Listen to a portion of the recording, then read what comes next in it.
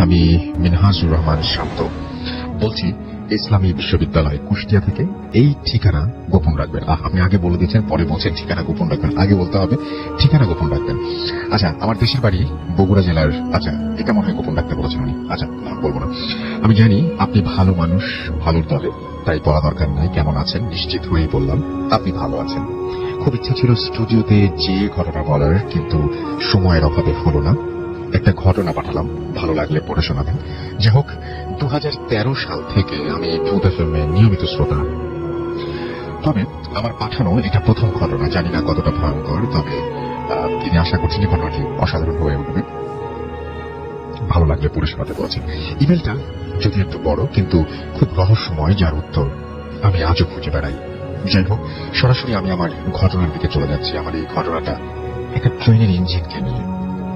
আমার এই ঘটনাটা আমার দুলাভাইয়ের কাছ থেকে শোনা। বলে রাখা ভালো, আমার দুলাভাই একজন ট্রেন চালক, রেলের ভাষায় যাকে বলে লোক master. Okay, I know that. দুলাভাই যেভাবে বলেছেন আমি ঠিক সেভাবেই বলছি। দিন তারিখ ঠিক মনে নেই। 2017 সালের মার্চ মাসের কোনো একদিন আমি ট্রেন নিয়ে যশোরের কোন একটা জায়গায় সীমান্ত এক্সপ্রেস ট্রেনকে ক্রসিং এর জন্য অপেক্ষা করছিলাম। এই সময় ট্রেনের ইঞ্জিন হঠাৎ করে সাউন্ড করে এবং বেড়েই চলছিল সেই সাউন্ডটা, এবং আমি ভাবলাম যে ভ্যাকুয়াম হয়তো মনের ভুলে বন্ধ করেনি, কিন্তু পরে দেখলাম যে না, সবকিছু ঠিকই আছে। তাহলে হঠাৎ করে আরপিএম বেড়ে যাওয়ার কারণ কি বুঝতে পারলাম না। তবে বিষয়টা সহজভাবে নিলাম। তখন আমার মনে প্যারানর্মাল কোনো কিছু আসেনি। একটু পর আস্তে আস্তে সব ঠিক হয়ে গেল। আমি আসল ঘটনা ঘটলো এরপর কোটচাঁদপুর নামক একটা স্থানে একটু পরে যাই। অনেক দূর থেকে ট্রেনের হেডলাইটের আলোয় দেখলাম একটা সাদা কাফনের কাপড় পরা মহিলা, এবং তার অবয়ব, তার মুখ বিভৎস ও কালো, চুল এত লম্বা যে একটা পুকুরের ভেতরের দিকে নেমে গেছে। অবয়বটি বারবার ট্রেনের সামনে আসতে আসতে হঠাৎ মিলিয়ে যাচ্ছিল। আমি ভাবলাম হয়তো সারা রাত ডিউটি করতে হয়, তাই হয়তো হ্যালুসিনেশন হচ্ছে। আমার সাথে আরেকজন ট্রেনের ড্রাইভার থাকে। আমি তাকে বললাম যে ভাই, আপনি একটু সামনের দিকে গিয়ে দেখবেন। আমি চোখ মুখটা ধুয়ে নিই বলে আমি সাথে থাকা বোতল দিয়ে চোখ মুখটা ধুয়ে নিলাম আর উঁচু করে নিলাম, যেহেতু একটু পর নামাজ পড়তে হবে। সহকারী লোকমাস্টারটা বলছে, ভাই একটা জিনিস লক্ষ্য করেন যে ট্রেনের গতিবেগ 28 থেকে 30, কিন্তু আমরা রাস্তার সামনে যাচ্ছি না। সত্যি তো, দেখলাম আমরা যেখানে ছিলাম সেখানেই আছি। পাশে একটা বট গাছ আছে, আমরা সেখানেই আছি। আমি ভালো করে দেখলাম যে ট্রেন চলছে না। ট্রেন যে চলছে না প্রমাণ জানালার পাশ দিয়ে হাত দিলেন হাত ভেঙে যাওয়ার উপক্রম হয়ে যায়, কিন্তু হাতে রাস্তা কিন্তু তাহলে রাস্তার সামনে যাচ্ছে না কেন? অর্থাৎ ট্রেন চলছে কিন্তু আমরা সামনে যাচ্ছি না, এবং জানালাতে যখন হাত বাইরে না দেওয়া হচ্ছে তখন বোঝা যাচ্ছে যে ট্রেন চলছে, কিন্তু সেই একই দৃশ্যপট। আমি তোমার কালাম পড়ে শরীর বন্ধ করে আমার সামনে দেখলাম যে আস্তে আস্তে আমরা সামনের দিকে এগিয়ে যাচ্ছি। কিছুদিন যাবার পর আবার সেই অবয়বটা, কিন্তু সে হাঁটছে আর সামনের দিকে আসছে, আর সামনে এসেই যেন ট্রেনের ভিতর মিলিয়ে যাচ্ছে। কি বিভৎস তার মুখ, দেখলেই গা শিউরে ওঠে। তবু আমি পাত্তা না দিয়ে নিজেকে বোঝালাম যে আমার সব দেখলে চলবে না, আমার কিছু হলে এই ট্রেনকে কে নিয়ে যাবে গন্তব্যে। তাই অনেক ভেবে নিজেকে বোঝালাম, কিন্তু শীতের রাতেও আমি ঘেমে একাকার। গেঞ্জি ভিজে গিয়েছে, গা দিয়ে ঘাম ঝরছে, বুঝতে পারছি না কি হচ্ছে আমার সাথে। পাশের ড্রাইভারটা ভয়ে চুপ করে মাথা নিচে নামিয়ে দোয়া পড়ছে। আমরা দুজনেই যেন অসহায় তখন। তবু আমি সাহস করে এক বোতল পানি খেয়ে দোয়া দুনুদ পরে সামনে তাকিয়ে সিগন্যালের দিকে তাকিয়েছিলাম। দেখলাম সিগন্যাল কেবিনের পাখায় সেই অবয়বটা বসে আছে এবং আমার দিকে কি বিভৎস একটা হাসি দিয়ে তাকিয়ে আছে, আর কি যেন আমার কানে কানে ফিস ফিস করে বলছে, থামা, নাহলে আমি থামিয়ে দেবো কিন্তু। আমি 7-5 না ভেবে আয়াতুল কুরসি পড়তে শুরু করলাম, আর সেই অবয়বটা অদৃশ্য হয়ে গেল। কিছুক্ষণ পর হঠাৎ দেখি রানার নিত লাল চোখে সে আমার দিকে তাকিয়ে আছে, সামনে এগিয়ে আসছে আর বিভৎস হাসি দিচ্ছে। হঠাৎ মনে হলো ট্রেনের সামনের ইঞ্জিনে কে যেন কি দিয়ে একটা ধাক্কা দিল, আর ইঞ্জিনের হোস পাইপ থেকে একটা অংশ ফেটে উধাও হয়ে গেল। ইঞ্জিন হঠাৎ বন্ধ হয়ে গেল। ঠিক একটু পর ইমার্জেন্সি ব্রেক করতে হলো। তখন যাত্রীদের ভেতরে হইচই পড়ে গেল যে ট্রেন অ্যাক্সিডেন্ট করেছে। আমি নেমে পাইপ জোড়া দিয়ে আবার 40 মিনিটের মতো সময় পার করে ইঞ্জিন স্টার্ট দিলাম। তারপর এক সময় খুলনা গিয়ে পৌঁছালাম কোনো বাধা ছাড়াই। কিন্তু ইঞ্জিনের ভেতর বসে ভাবছিলাম, কি হলো আজ এটা আমার সাথে। অবাক করা বিষয় হলো স্পষ্ট দেখলাম মহিলা অবয়বটি ট্রেনের সামনে ধাক্কা খেল, ইঞ্জিনের সামনে চাকার ভেতর দিকে গেল, আর তার ধাক্কায় পাইপ ফেটে গেল। আর আমি সেই পাইপ জোড়া দিয়ে আবার ইঞ্জিন চালু করে ট্রেনকে সামনে পেছনে আনলাম। কিন্তু সেই মহিলা কোথায়, যার সঙ্গে ধাক্কা লেগে ইঞ্জিনের পাইপ ফেটে গেল? সেই মহিলার অবয়বটি কোথায় গেল? মাথার মধ্যে শুধু এটাই ঘুরপাক খাচ্ছিল। লাইট ধরে পুরো ইঞ্জিনের চারপাশে দেখলাম, না, কোথাও কিছু নেই। তাহলে আমার প্রশ্ন যে, কার সাথে ধাক্কা লাগলো? আর এত শক্ত লোহার পাইপ কিভাবে ফেটে গেল? আবার কে আমাদের ট্রেন থামাতে বলল? আমি কাকে দেখলাম? সব প্রশ্ন আজও আমার মাথায় ঘুরপাক খায়, কিন্তু আমি আজও কোনো সঠিক উত্তর পাইনি। আপনাদের কাছে থাকলে জানাবেন। গুছিয়ে লিখতে না পারায় ক্ষমা চাচ্ছি। অনেক ধৈর্য ধরে পড়ার জন্য অনেক ধন্যবাদ। ভালো থাকবেন, ভালো রাখবেন সবাইকে। ভূত এফএমের সাথে থেকে অনেক মজার সময়, অনেক মজার ভয় উপহার দিবেন। আমার কাছে ট্রেনের আরেকটা ঘটনা আছে, চাইলে লিখে পাঠাবো।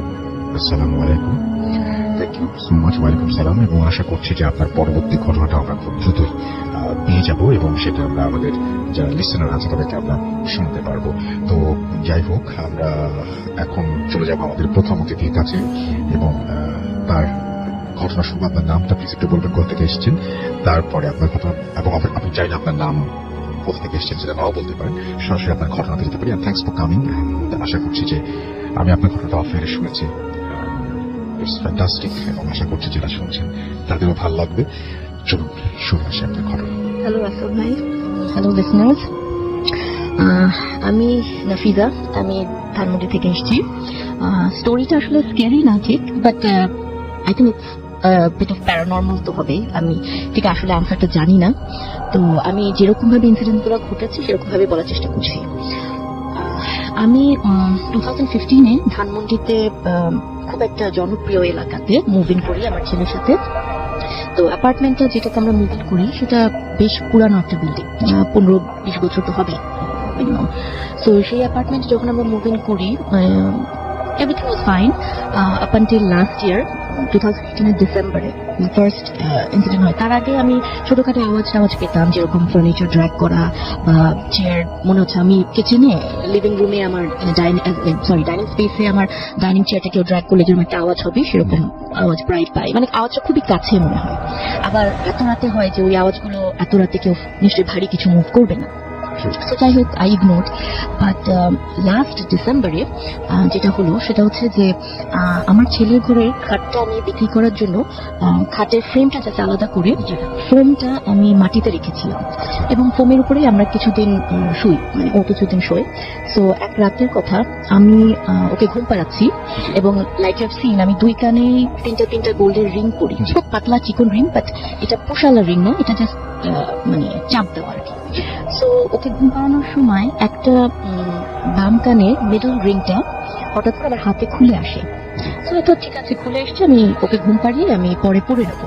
তো ওইটা চিন্তা করে আমি আমার পাশে মাটিতে গল্পের বই ছিল তার উপর রেখে আমি ওকে ঘুম পাড়ালাম। তারপরে আই ওয়াজ ভেরি টায়ার্ড, আমি কমপ্লিটলি ওটার কথা ভুলে যাই, এবং ভুলে যাই আমার 3-4 দিন পরে, ইনফ্যাক্ট আরো বেশি পরে হঠাৎ করে একদিন মনে পড়ে, আল্লাহ আমার কানের দুলটা তো ওইখানে রেখেছিলাম।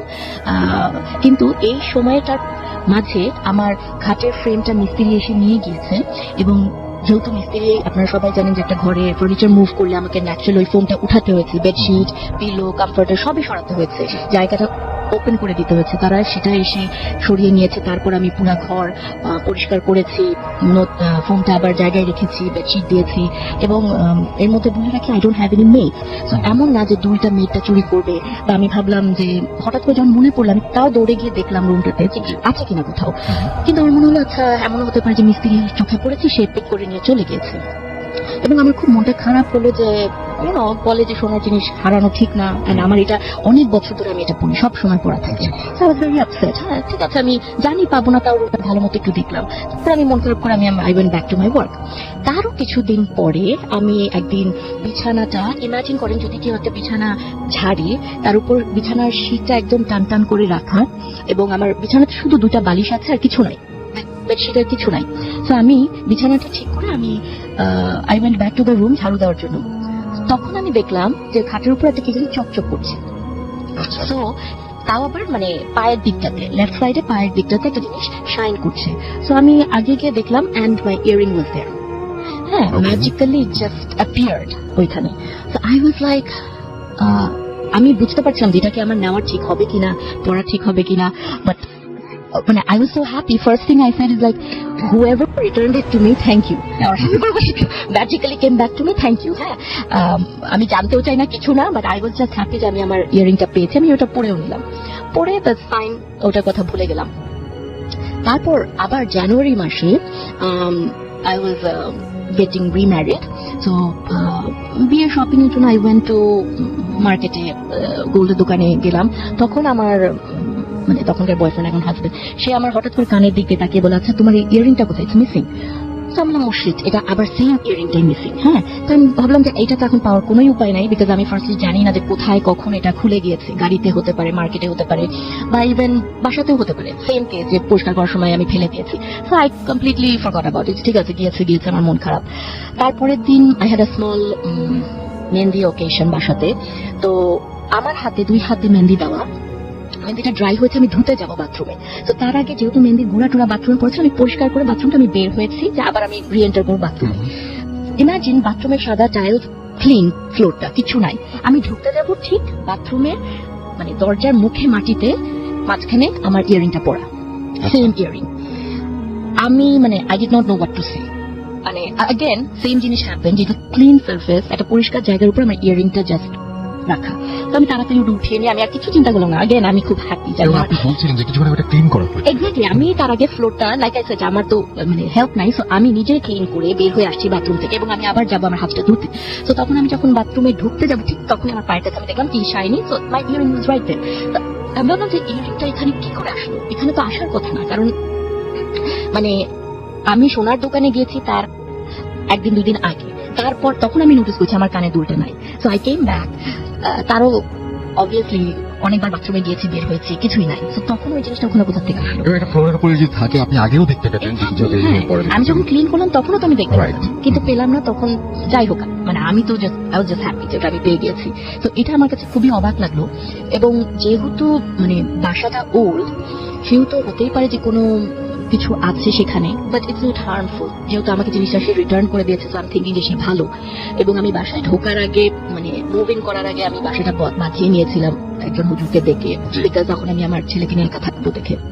প্লাস আমি কোরআন শরীফও রেখে দিয়েছিলাম বেশ কিছুদিন আগে মুভ ইন করার। প্লাস আমি যেটা শুনেছিলাম যে নতুন কোনো জায়গাতে মুভ ইন করার আগে, ইফ ইউ লিভ, একটা পানির বোতল যদি আপনি, খুব interesting হ্যাঁ, এটা, হ্যাঁ। একটা পানির বোতলে পানি ভরে, সে মামের একটা বোতলে যদি পানি ভরে বোতলটা সিল করে আপনি রেখে দেন কোন একটা জায়গাতে, কয়েকদিন পরে এসে ওই পানিটা চেক করতে পারেন। ওই পানিটা যদি আপনার বাসাতে কোনো ব্যাড এন্টিটি থাকে, মানে খারাপ স্পিরিট থাকে, ব্যাড এনার্জি বেসিক্যালি, ওই পানির লেভেলটা অটোমেটিক্যালি কমে যাওয়ার কথা। এটা আমি শুনেছি। সো আমি ভাবলাম যে ওয়াই নট ট্রাই ইট। তো আমি ওই বাসাটাতে মুভ ইন করার আগে প্রায় সপ্তাহখানেক ওরকম রেখে দিয়েছিলাম পানির বোতলটা। বাট এসে দেখলাম যে না, ওটা কিছু হয় না, ওইরকমই আছে। সো দেন আই রিয়েলাইজ না, ঠিক আছে, ওরকম খারাপ কিছু না। আপনার ছেলের সাথেও একটা কথা হ্যাঁ। ঘটেছিল, আপনি বলছিলেন। ছেলের সাথে ঘটেছে, সেটা হচ্ছে যে ওটা একদম রিসেন্ট, ইনফ্যাক্ট লাস্ট উইকেই।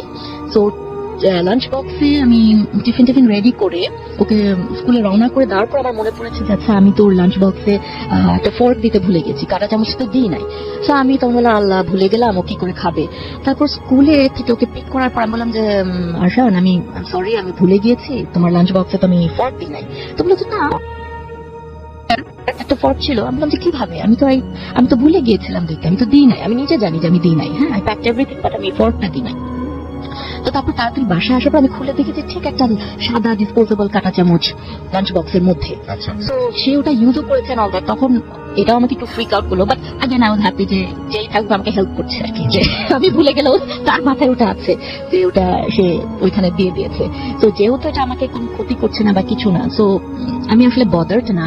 কিন্তু তারপর the back of the head তো থাকে যে কিছু একটা আওয়াজটা কোথা থেকে ফর ইনস্টেন্স আসে এত রাতে। তারপর মনে হয় মাঝে মাঝে যে ওপরে মাথার কাছে মনে হয় যে মার্বেল কেউ ফেলে যেমন কটকট করে একটা আওয়াজ হয়, সেরকম একটা আওয়াজ হয়, বা হেভি ফার্নিচার টানলে যেরকম আওয়াজ হয় ওরকম হয়। জি।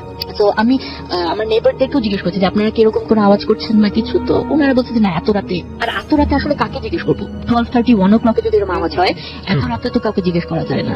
তো এগুলা হয়েছে। প্লাস আমি পরে জানতে পারি যে আমার যে ফ্ল্যাটটাতে আমি আছি সেটা বেশ কিছুদিন কেউ ছিল না, প্রায় 2 বছর হয়তো বা হবে এরকম খালি ছিল। তো এমনও হতে পারে যে খালি বাসা থাকলে অনেক সময় অনেক কিছু সেখানে হয়। হ্যাঁ জায়গা নিতে পারে। তো এটাই আর কি। এবং তার কাছ থেকে একটা ঘটনা শুনে আসবো। শুরুতেই বলবেন আপনার নাম, কোথা থেকে এসেছেন, তারপর আপনার ঘটনায় যাবো। Okay, thank you so much Rasel ভাইয়া। আমি রায়ান রশিদ, এসেছি বাংলা মোটর থেকে। বর্তমানে আমি পড়ছি বিএফ শাহিন কলেজে। অ্যান্ড আমার যে স্টোরিটা, ফার্স্টে আমি স্টোরিটা স্টার্ট করতে যাচ্ছি আমার হুজুরের কাছ থেকে শোনা স্টোরিটা। আমার হুজুর হলেন মৌলানা মিজানুর রহমান আজহারি এবং ওনার ছোট ভাই হচ্ছেন ফয়জুর রহমান। ওনার সাথে অ্যাকচুয়ালি স্টোরিটা হয়। হুজুর যখন স্টুডেন্ট ছিলেন তখন উনি সম্ভবত ময়মনসিংহের একটা মাদ্রাসাতে পড়তেন। তখন হচ্ছে রাত তখন 10টা বাজে। তখন রাত 10টা যখন বাজে ওনার হঠাৎ করে ওয়াশরুমে যাওয়ার দরকার পড়ে। তো উনি ওনার নিচের তলায়, উনি থাকতেন নিচের তলায়, তো নিচের তলায় হচ্ছে যেসব ওয়াশরুমগুলো ছিল হঠাৎ করে দেখেন যে সেগুলো তালাবদ্ধ। উনি বেশ অবাক হন যে আমাদের জন্য তো সবসময় ওয়াশরুমগুলো উন্মুক্ত করা ছিল, বাট হঠাৎ তালাবদ্ধ করার রিজনটা মানে উনি খুঁজে পান না। বাট উনি চিন্তা করেন তাহলে যেহেতু নিচের তলায় তালাবদ্ধ তাহলে আমরা দোতলায় যাই। তো উনি দোতলায় যখন যাচ্ছিলেন সেই রাত্রেবেলা হঠাৎ করে দেখেন একজন লাইক স্বাভাবিক একজন মানুষই, হয়তো বা সে সেই মাদ্রাসারই ছিল, কালো টুপি পরা, কালো পাঞ্জাবি, মানে উপর থেকে নিচ পর্যন্ত পুরাটাই কালো। তা ওনার পুরা লেবাসটা যা ছিল পুরাটাই কালো ছিল। তো উনি দেখে মানে বেশ কি বলবো একটা এরকম হতভম্ব হয়ে যায়। তো ওই মানে ওই কালো উনি আবার জিজ্ঞেস করেন যে তুই কোথায় যাচ্ছিস? তো হুজুর তখন বলেন যে আমি ওয়াশরুমে যাচ্ছি এরকম। তখন বলে আচ্ছা ঠিক আছে যা। তো হুজুর যখন উঠছিলেন ওনাকে ফার্স্ট দেখাতেই হুজুর অনেক বেশি ভয় পেয়ে যান, বিকজ ওনার চেহারা টেহারাই ওরকম ছিল এবং ওনার বেশভূষণ এবং মানে কথাবার্তা বলার স্টাইল দেখে হুজুর এমনি অনেক ভয় পান। তো যখন উনি হাঁটছিলেন উপরের তলায় যাওয়ার জন্য হুজুর মানে বুঝতে পারছিলেন ওনার পেছন পেছন উনি আসছেন এবং মানে হুজুরের জন্য অনেক বেশি ভয় ছিল। তো তখন হচ্ছে উনি যখন ওয়াশরুমে ঢুকে যান, ঢুকে লাইক 3 থেকে 4 মিনিট পরে স্টার্ট হয় বিভিন্ন ধরনের সাউন্ড, লাইক কেউ একজন নক করে বলছে তুই বের হ, তোকে দেখে নিচ্ছি, তুই বের হ। লাইক কেউ যদি ভাইয়া মাতাল অবস্থায় বা কেউ যদি নেশা অবস্থায় বা গলাটা যদি সাউন্ডটা অনেক বেশি ভারী হয়, সে ভারী গলায় কথাগুলো বলছিল যে তুই আজকে বের হ, তোকে দেখে নিব, তুই বের হচ্ছিস না কেন। এই জিনিসগুলো শোনার পরে হুজুর আরো বেশি ভয় পেয়ে যান এবং হুজুর তখন একটা মানে বুদ্ধি খাটান যে উনি দরজা অল্প একটু করে খুলে দেখেন যে সেই লোকটা কি এখনো আছে। আচ্ছা। উনি খুলে দেখতে পান যে মানে অল্প একটু কোনা দিয়ে দেখতে পান যে ওই মানে কোন একটা কালো কিছু লাইক ফায়ার যেরকম ভাসে না এরকম কোনো কিছু কালো ভাসছে, বাট মানে কোনো মানুষের বা মানুষ টাইপের এই টাইপের উনি কিছু দেখতে পান। তো উনি এই টাইপের তারপরে এটা দেখে আরো বেশি ভয় পান। একটা টাইমে উনি অধৈর্য হয়ে বলেন যে আজকে হয় বাঁচলে বাঁচবো মরলে মরবো।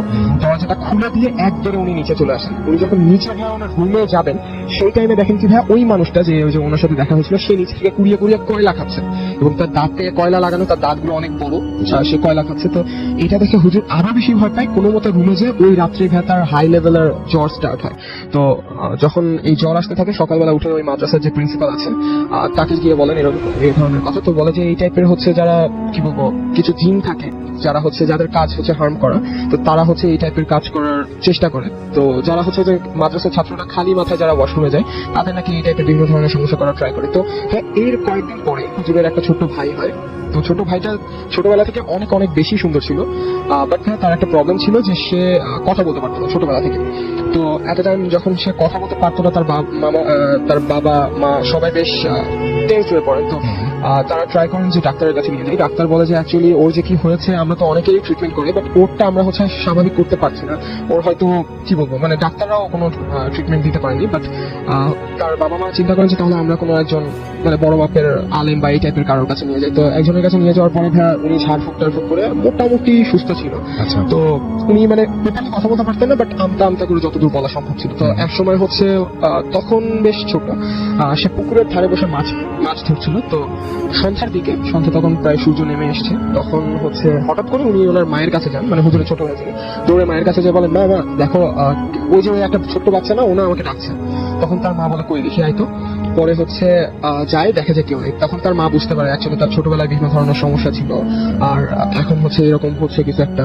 তো এটা দেখে তার মা ব্যাপারটা বুঝতে পারে। তো তার মা বলে কি তুই আর আজকে বাড়ি থেকে বের হবি না। বাট ভাইয়া প্রবলেমটা হচ্ছে ওই রাত্রি থেকেই তার পাগলামি স্টার্ট হয়, সে আবার ওই যে আগের মতো কথা বলতে পারে না, এই টাইপের ঝামেলাগুলো স্টার্ট হয়। আর তারপরে হচ্ছে তার বাবা মার ডিসিশন নেয় যে ওই যে আগের হুজুরকে দেখিয়েছিল তার কাছে নিয়ে যাবেন। বাট সেই ছেলেটা কোনো মতে সেই হুজুরের কাছে যাবে না। অনেক মানে কি বলবো ভাই, একটা বাচ্চা ছেলে, তার বয়স হয়তো 8 থেকে 10 বছর হবে। আজব ব্যাপার হলো তাকে 5-6 জন মিলেও ধরে রাখা যাচ্ছে না, কন্ট্রোল করে রাখা যাচ্ছে না, তাকে ধরে নিয়ে যেতে হচ্ছে।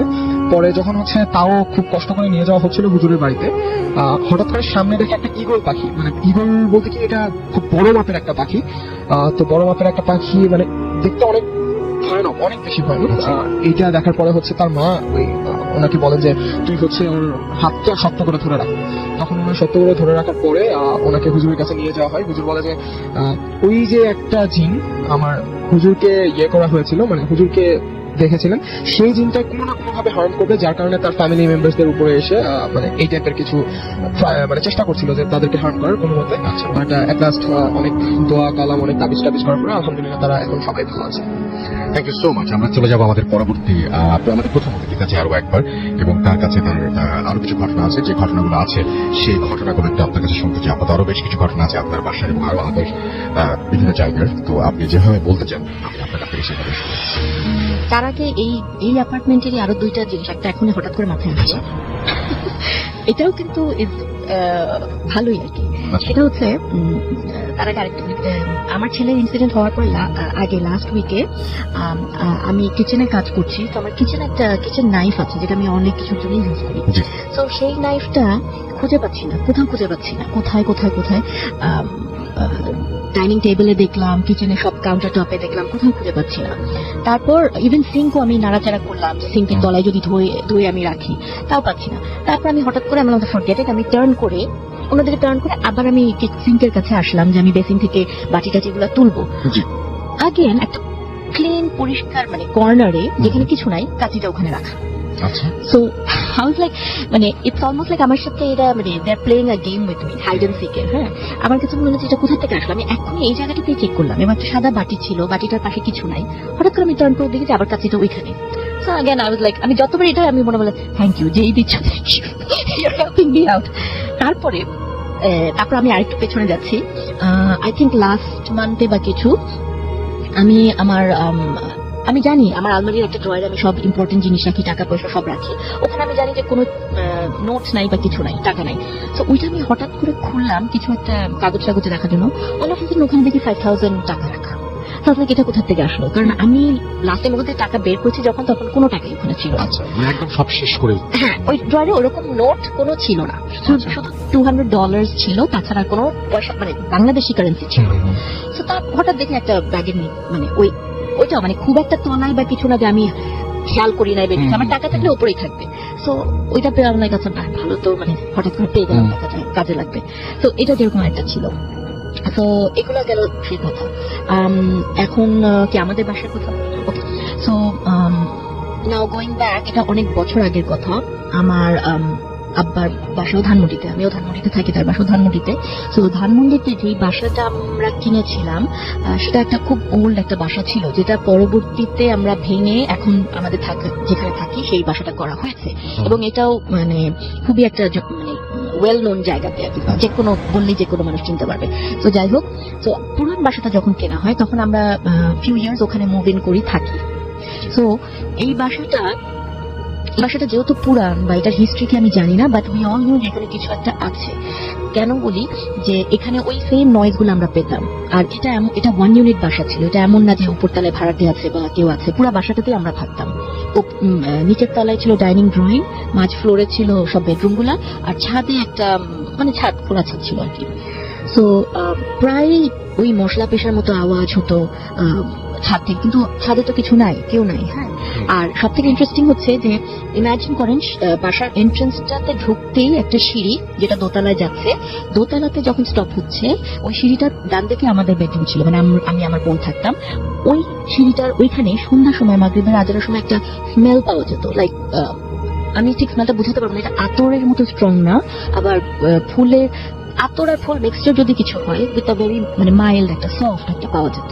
এবং ঠিক ওই মাগরিবের আজানের সময়টুকুতে ওই জায়গাটুকুতেই থাকতো। আর কোথাও পাওয়া যেত না এটা। খুবই অদ্ভুত, মানে এই ব্যাপারটা আমি অনেক শুনেছি। হ্যাঁ, এই গন্ধটা আবার এটা কিন্তু আবার থাকতো, আবার মিলিয়েও যেত, হ্যাঁ, বাট ভেরি মাইল্ড একটা গন্ধ। তো ঠিক আছে, ওটা ছিল, ওটাও আমরা ইগনোর করলাম। তারপরে এই বাসাটা ইভেন্চুয়ালি ভেঙে যখন নতুন বাসা তৈরি করা হলো, তখন আমাদের বাসায় নাইট গার্ড থাকতো। আর নাইট আমাদের দারোয়ানের জন্য পেছনে একটা বিল্ডিং আছে যেখানে তারা থাকে। তো নাইট গার্ডটা যখন রাতে সারা রাত জেগে ডিউটি করছে, হঠাৎ তাকে নাকি সে হঠাৎ একদিন দেখলো যে একটা মহিলা দাঁড়িয়ে আছে একটা মাছের মাথা নিয়ে। মহিলাটার চেহারা টেরা সে হয়তো দেখতে পাই নাই, মানে ঘুমটা দেওয়া ছিল, বাট তার হাতে একটা মাছের মাথা ছিল, and সে গার্ডটাকে সেটা অফার করছিল খাওয়ার জন্য। তো মানে এটা আমরা পরের দিন শুনেছি তার কাছে, অবভিয়াসলি এটা করার পর কেউই থাকবে না সেখানে। তো হি ইভেন্চুয়ালি সে কাজ ছেড়ে চলে যায়। তো তারপর এরকম স্মেল টেল থাকতো। তো তারপর আমি যেরকম পার্সোনালি সকালবেলা যখন ঘুম থেকে উঠতাম, মাঝে মাঝে বডির মধ্যে স্ক্র্যাচ মার্কস পেতাম। মানে এমন না যে আমার বড় নেল আছে বা কিছু, বা যেসব জায়গাতে পিঠে হতো বা পেটে হতো স্ক্র্যাচ মার্কস দেখতাম। তো আমাদের এখানে কি করে, কাপড়ের উপর থেকে কিভাবে এরকম স্ক্র্যাচ মার্কস থাকবে? তো ওইটাও বলতাম আমাদেরকে। তারপর একদিনের কথা, রাতের বেলা আমাদের প্রত্যেক রুমে ইন্টারকম ছিল। তো একটা দেখতে হবে, আমি জেগে আছি, মেবি অনলাইনে ছিলাম অর সামথিং, তখন আমার রুমের ইন্টারকমটা বেজে ওঠে। তো আমি এত রাতে কে ফোন করলো, আম্মুর শরীর খারাপ হলো নাকি, কোনো এমার্জেন্সি হলো নাকি। তো আমি পিক করার সাথে একটা কান্নার আওয়াজ পেলাম, মানে চাপা একটা কান্না যখন হয় না, করে একটা, মানে ওই আওয়াজটা এখন আমি শুনতে পাই কানের মধ্যে। তো ওইটা শুনে আমি আর কিছু বললাম, আমি হ্যালো করে যখন এরকম কান্নার আওয়াজ হচ্ছে, আমি খাট করে ফোনটা রেখে দিলাম। রেখে আমি রুম থেকে বের হয়ে আই ওয়েন্ট আমার প্যারেন্টসের রুমে, যে ওখান থেকে কোনো আওয়াজ আসছে কিনা, ওনারা ঠিক আছে কিনা। মানে পুরো বাসাটাই চুপচাপ, সবাই কিন্তু ঘুমাচ্ছে। হ্যাঁ, বাট ওইটা শোনার পর থেকে আমি সো ফ্রিকড আউট যে আমি এইভাবে লাইট জ্বালিয়ে তারপর থেকে ঘুমাতাম, যে মানে এটা কোথায়। পরের দিন আমি জিজ্ঞেস করলাম যে কেউ কি আমার রুমে ফোন করেছিল এত রাতে? বললো না, সবাই তো ঘুমাচ্ছে, কেউ ফোন করেনি। তো এইসব যখন ছোটখাটো ইনসিডেন্ট হতো, তো তারপরে ইভেন্চুয়ালি হুজুর ডাকিয়ে এগুলার ঠিকঠাক করা হয়েছে। এবং যাওয়ার সময় জিনিসটা একটা গাছের উপর দিয়ে যায়। আচ্ছা, এটা আমি আপনার অনেক শোতেই শুনেছি, যখন ব্যাড কিছু স্পিরিট যায়, ইভেন লাস্ট শোতে, হ্যাঁ, তখন ওই গাছটা যেটার উপর দিয়ে যায় বেসিক্যালি সেটা মরে যায়। রাইট, হ্যাঁ, সেই গাছটা মরে যায়। তো আমাদেরও ওই বাসার সামনেই একটা গাছ ছিল, ওটার উপর দিয়ে গিয়েছিল মনে হয়। তো ওই গাছটা ইভেন্চুয়ালি মরে গেল, এবং ওই গাছটা এখনো আছে বাসায়, বাসার ভিতরেই আছে আর কি। ড্রাই আপ হয়ে গেছিল, তো এখন ডেকোরেশন পিস সার্ভ করছে। তো এটাই ছিল। আপনার আরো ইন্টারেস্টিং ঘটনা আছে, সেটা কি বলবেন আপনি আজকে নাকি? সেটা আজকে না, সেটা অন্য আরেকদিন বলবো। তবে একটা ছোট আমার ফুপি যে কথাটা বলেছিলাম ওটা বলতে পারি। জি বলেন। তো আমার ফুপি জান, উনি অনেক বছর আগে মারা গিয়েছেন, উনি কলকাতায় থাকতেন। তো ওনার কাছ থেকে একটা গল্প, মানে ইনসিডেন্ট শোনা। সেটা হচ্ছে যে ওনারা যে বিল্ডিং এ থাকতেন, ওনার নেইবার একজন ওনার সাথে ক্লোজ ছিল বেশ কিছুটা। তো উনি সিক হয়ে একবার হাসপাতালে ভর্তি হন। মানে ওনার খুবই আর কি লাস্ট স্টেজে, তখন শরীর খারাপ ছিল।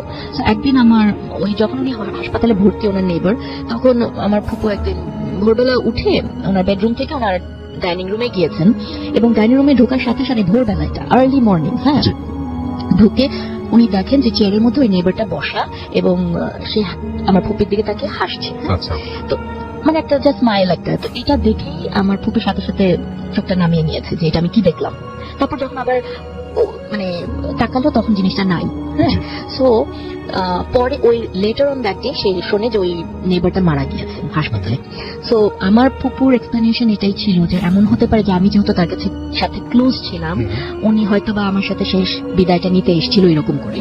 কারণ হয় না যে অনেক সময় অনেকের সাথে অনেক রকমের কানেকশন থাকে, যেটা মানে লাইক আই সেড, যেটা আসলে বোঝানো যাবে না কিরকম কি।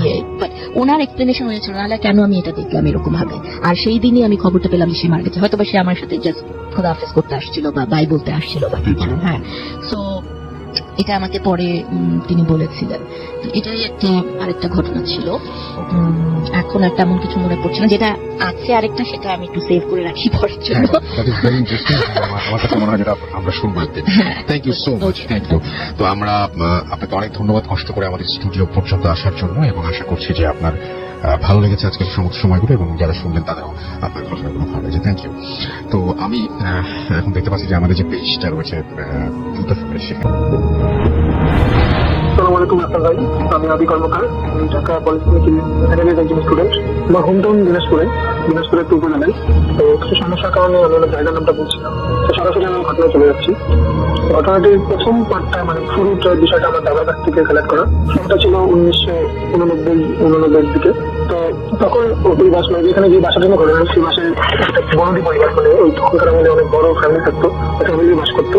তার মেয়ের বিয়ে ঠিক হয়েছিল এবং বিয়ের দিনে কোনো একটা অকারেন্সে মেয়ের বিয়েটা ভেঙে যায়। তো সেই সময় ওই মেয়েটা ওই দিন রাতেই ফার্স্ট টাইমে মারা যায়। তারপরে কিছু অ্যাবনর্মাল বা কিছু সমস্যার কারণে ওই ফ্যামিলি ওখান থেকে চলে যায় আর কি। অ্যাকচুয়ালি ওখান থেকে কলকাতায় মুভ করে। তো তারপরে কিছুদিন ওই বাসাটা ভাবে ছিল, 1-2 মাস ছিল না। তো তারপরে ওই বাসাটা আবার ওইখান থেকে একজন ইন্ডিয়ান হিন্দু মারোয়ারি ব্যবসায়ীর খাতে এখানে চলে আসে, এই আমাদের এই বর্তমানে চলে আসে। তো তার সে কাপড়ের ব্যবসা করতো। তো তার দোকান বাড়ির ডিস্টেন্স মোটামুটি এই 1/2 মাইলের মতো ছিল। তো সে বাসার সাথে থাকা শুরু করে। তার বাসার সদস্যের সংখ্যা ছিল 3 জন। সে, তার ওয়াইফ আর তার ছোট একটা মেয়ে। বাসায় একজন কাজের মেয়ে থাকতো ছোট। ছোট বলতে মানে একটু মোটামুটি ছিল আর কি, 10-15 বছর হবে মনে বয়স। তো তারপর একদম যেদিন কাটা সেটা হলো, সেদিনের ডেটটা আমার দাদু বলতে পারেনি বা দিনটা আমার দাদু সঠিক বলতে পারেনি। সেদিন যেটা ঘটেছিল যে উনি লোক দুপুরবেলা খেতে এসেছিল বাসায়, দুপুর টাইমে লাঞ্চ করতে। তো সেদিনটা দেখলো যে বাসার আসলে বাসার দিকে একটু কথা বলে দিই। বাসাটা এমন হলো যে বাসাটা চারপাশে গাছ দিয়ে বেড়ানো এবং দেখে যেটা ঢুকতে একটু পাশে একটা টেবিল যাচ্ছে। তো দেখছিল যে মানে যেদিন আসছে বাসায় খাওয়ার জন্য দুপুরবেলা, তো সে দেখলো যে এই গাছতলায় বা টেবিল গাছতলায় তার মেয়েটা খেলছে, একটা ছোট একটা উন্না টাইপের একটা কাপড় দিয়ে খেলছে। তো সে বিষয়টাকে মানে রেগুলার টিম হিসেবে নিয়ে সে চলে গেল ভিতরে খাওয়ার জন্য। তো খাওয়া দাওয়া করতে মিডিল টাইম সে হঠাৎ করে একটা বিকট, সে তার ওয়াইফ আমার কাজের মেয়ে একটা বিকট একটা আওয়াজ শুনতে পায়, মানে একটা সামথিং একটা খুব বিকট একটা আওয়াজ। তো তারা তার থেকে দূরে বাইরে যায়, যে যেটা প্যাকেজে এটা আসলে একটা শকিং একটা বিষয় ছিল। ওই কাপড়টা দিয়ে ওই তার মেয়ে গাছের অনেকটা উঁচুতে, যেখানে যে উঁচুতে তার মানে পৌঁছানোর কোনো মানে পসিবিলিটি নেই, সেখানে ফাঁসি টাঙা অবস্থায় আছে। তো তখন যে বিষয়টা ছিল তাদের বাসা থেকে মানে অন্যান্য বাসার দূরত্ব একটু বেশি ছিল, মানে একটু বাসা থেকে দূরে একটা অনেক টাইম লাগতো। তো তারা চিল্লাচিল্লি করাতে অনেকজন মানুষ তো আসে। তো যা ঘটনাটা তাদের ঘটে গেছে, তারপর লাশ নামানো হয়। তারপর যাই হোক সব কাজ করানোর পর ওই 1-2 মাস পর ওই ফ্যামিলিটা কি একটা কারণে ওখান থেকে ওই ফ্যামিলি চলে যায়। তারপর ওই বাসাটা টোটালি কিনে নেয় একজন ওখানকার খান সাহেব। তো খান সাহেব কিনে নেওয়ার পর তারা তার 3 ছেলে, সে খান সাহেব তার ওয়াইফ আর 2 মেয়ে ছিল, তাদের বিয়ে হয়ে ঢাকা থাকতো। তো ওই 3 ছেলের মধ্যে 2 ছেলে ওখানে থাকতো ব্যবসায়িক খাতে, 1 ছেলে ঢাকা থাকতো। তো তারা ওই বাসার মধ্যে প্রায় অ্যাবনর্মাল জিনিস ফেস করা শুরু করলো। যে দেখতে হয়তো বা কোনো একটা বাচ্চা বাড়ির মধ্যে কোথাও ঘুরে বেড়াচ্ছে বা বাড়ির মধ্যে আওয়াজ করতেছে, বা হঠাৎ করে দেখতে সেরকম একটা মেয়ে মানে সদ্য বিবাহিতা বা বিবাহ হবে এরকম একটা সাজা গোজা, যেমন মানে বিয়ের মধ্যে মেয়েরা সাজে, এরকম একটা মেয়ে মানে পায়ের নুপুর বা ঘুমো করে গোটা মানে সিঁড়ি থেকে আসার মধ্যে সিঁড়িগুলো যাচ্ছে, ছাদে উঠতেছে, ছাদের মধ্যে ঘুরতেছে, আবার সিঁড়ি নাম তো রাত 1টার পর বা 1টা সাড়ে 1টা যখন সব সাইলেন্ট হয়ে যেত, তখন এই সাউন্ডটা তারা মানে খুব বেশি লাউডলি শোনা শুরু করতো। তো বিষয়টা মানে যখন প্রথম তারা ভয় পেত, তো আস্তে আস্তে বিষয়টাকে তারা নর্মাল নিতে শুরু করলো যে না এটা কিছু না, এটা হয়তো বা তাদের সবার মনে ভুল, মানে কেউ কাউকে শেয়ার করতে হয় যে তার সেইটা শুনছিল সেইটা শুনতে, যেটা শুনতো সে ওই সময় সাইলেন্ট করে রাখতো। তো বিষয়টা মানে এক পর্যায়ে যখন তারা সাইলেন্ট অবস্থা হবে, তো বিষয়টা আরো প্রকৃততা ধারণ করলো। তো হঠাৎ করে একদিন ওই তার ছোট ছেলে যে ঢাকায় থাকতো, সে গ্রাম আসা বাবার হোটেলে দাওয়াত আসলো। তো সে আসার পর সেটা সে আসার পর সে রাত্রেবেলা মানে তার একটু স্বভাব ছিল, সে আবার ওই বাড়ির ছাদে যেত। ছাদে ওই রেলিং এর মধ্যে বসলে সে দেখলো, সে হঠাৎ করে শুরু করলো যে একটা ছোট্ট একটা বাচ্চা মেয়ে, সেই মানে বাড়ি থেকে, বাড়িটা আসলে কি বাড়িটার ডিটেলস হলো যে বাইরের নিচে 3টা রুম, উপরে ছাদ, আর পাশে হলো 3 সেট মানে পাকা রুম, সেমিং পাকা রুম যেটা বলে, ডাবল গুলো হলো পাকা, মানে উপরে 3 দেওয়া, মানে ছাদের জায়গায় 3 দেওয়া। তো ওই 3-এর মধ্যে একটা ছোট বাচ্চা হাঁটে বেরোচ্ছে, খুব দ্রুত হাঁটতেছে, মানে হাঁটতেছে এমন যে 3 হলো মানে চৌচালা 3 বলা যাবে। তো চৌচালা 3-এর উপর দিয়ে বাঁকা হয়ে খুব জোরে হাঁটতেছে, যেটা সামাজিক একটা মানুষের পক্ষে পথ বলা পড়ে যাবে, কারণ একটা মানুষ বাঁকা হয়তো দৌড়াতে পারে না, হাঁটতে পারে না। তো সেই বাচ্চাটা কেমন বাঁকা হয়ে খুব দ্রুত হাঁটতেছে। তো সে বাচ্চাটার পিছন একটা ফলো করলো। তো এখন সে এখন একটু চমকে যাওয়ার মতো অবস্থায়। তো সে যখন বাচ্চাটা ঘুরলো, তখন যে দেখলো যে বাচ্চাটা আসলে মানে সে একটা বাচ্চার মতো না, মানে মুখটা যেন কেমন, মানে চোখগুলা দেখতে, চোখগুলা মানে খুব লাল এবং খুব বড় বড় চোখ, আর মুখটা থেকে মানে অনবরত রক্তটা দেখে সেটা ঝরতেছে, মানে অন্ধকার আছে, সে যেটা বুঝছে আর কি, হয়তো বা মানে সামথিং হয় লালা হবে বা রক্ত এরকম কিছু একটা টাইপের মুখে ঝরতেছে। সে যখন দেখলো, সে ওটা ওই সিগারেট হাত থেকে ফেলে স্টার্টে করে নিচে নিয়ে গেল। বাচ্চাটা তার আব্বা আমাকে ডেকে বললো যে এটা কি হচ্ছে, বাসা কি এইসব কি দেখতেছেন। তখন তার আব্বা আমাকে বললো যে না, তুমি কিছু সমস্যা নেই, তুমি কাজ করো, তুমি একটু মানে রেজিস্ট্রেশন নামাজ পড়ে আল্লাহ দোয়া দিয়ে করে তাতে তুমি শুয়ে পড়ো, তাহলে কিছু হবে। তো সে রাতে সে ঘুমাতে পারলো না, তখন আসলে গরমকাল ছিল একটু। তো মোটামুটি রাত্রেবেলা আমাদের ওই জায়গাটাতে কারেন্ট যাওয়ার তখন থাকতো, হঠাৎ করে কারেন্ট চলে যাওয়াতে ওই সমস্যাটা যেটা হয়েছে যে ওই লোক তার মাথার উপর যে বেডের উপর যে জামাটা সেটা খুলে দিচ্ছে। তো এই জামা থেকে আমার শিরুমটা স্পষ্ট দেখা যেত। তো উনি আবার একটু আল্লাহ মানুষ ছিল বা একটু মানে আলাদা মানুষ নামাজ টামাজ বা দোয়া এগুলো করতে মানে জানতো আর কি অ্যাকচুয়ালি এগুলো মানে এগুলোতে মানে কিছু আপনার দূরে থাকার জন্য সে ওই দোয়া দূর করা শুরু করছে। তো তারপর দেখতে হবে বিষয়টা আস্তে আস্তে পেছনে নর্মাল হয়ে গেছে। তো অনেকক্ষণ কেটে যাওয়ার পর তখন মানে 3টা-4টা বাজবে, মানে আজান হওয়ার আগে আগে অবস্থাটা সে দেখতেছে যে মানে ওই মানে ফাঁসির রুমে একটা মেয়ে, ওই যে যেটা প্রথমে বলেছিলেন যে বিবাহ হবে এরকম একটা মেয়ে যেমন সাজে, এরকম একটা সাজ নিয়ে একটা মেয়ে সিঁড়ির দিকে যাচ্ছে আর তাকে ডাকতেছে, আসো আসো বলে ডাকতেছে তাকে। তো সে তখনও কিন্তু সিগারেট হাতে ছিল তার,